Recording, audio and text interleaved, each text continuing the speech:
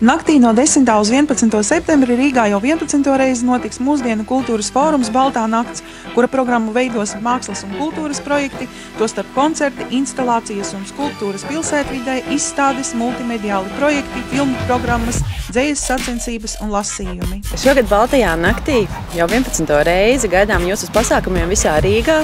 Pasākumi notiek no 3:00 pēcpusdienā līdz pat 3:00, daži atsevišķi projekti līdz 5:00 rītā.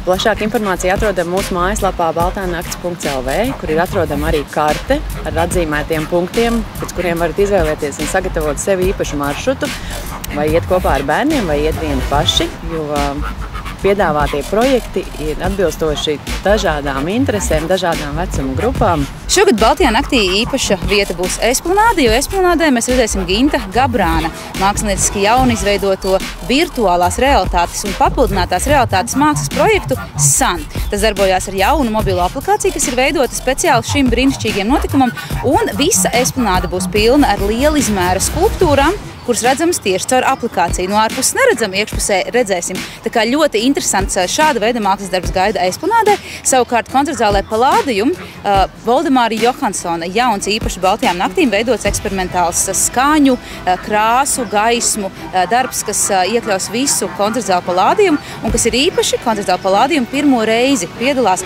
Baltās nakts programmā. Šogad festivāls Tēlniecības kvadrināla Rīga ir iekārtojies Vāgneru zālē un Rīgas pilsētvidē. Mēs runājam par diviem ļoti aktuāliem pretpoliem, varētu pateikt, konservatīvismu un liberālismu, kas tad arī atspoguļojās mūsu festivāla programmā. 4 pasākumi būs veltīti tieši dzejai, laikmatīgai dzejai un dažādu klasisko dzejas sentēvu arī atdzīvināšanai mūsu pilsētvidē.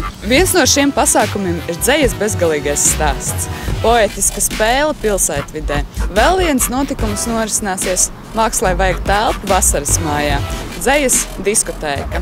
Aktivitāte, kurā ik viens varēs uzzināt, ko nozīmē būt dzejniekam, ir dzejas slams, kuram var pieteikties, izmēģināt sevi kā dzejnieku, iepazīt dzejas lasīšanas formas un parādīt arī sevi plašākai sabiedrībai. Visi Baltās nakts pasākumi ir bez maksas un notiek dažādās pilsētas vietās – Rīgas centrā, Vecrīgā, Spīķeru kvartālā un tuvējā Pārdaugavā. Īpaši aktīva šogad būs Miera iela un tai blakus esošie kvartāli, sākot no Gaujas ielas mākslinieku kvartāla lielajiem kapiem līdz pat Brīvības ielai. Sekojiet mūsu informācijai mājaslapā baltanakts.lv, tāpat Facebook kontā, Twitterī un Instagram kontā. Baudiet šo vakaru, jo tā ir unikāla iespēja nepilnās 24 stundās piedzīvot citu Rīgu, piedzīvot jaunas iespējas, jaunas iespaidus un redzēt tieši šim pasākumam radītus projektus. Fórumu Baltā nakts organizē Rīgas dome, Rīgas domes izglītības, kultūras un sporta departaments.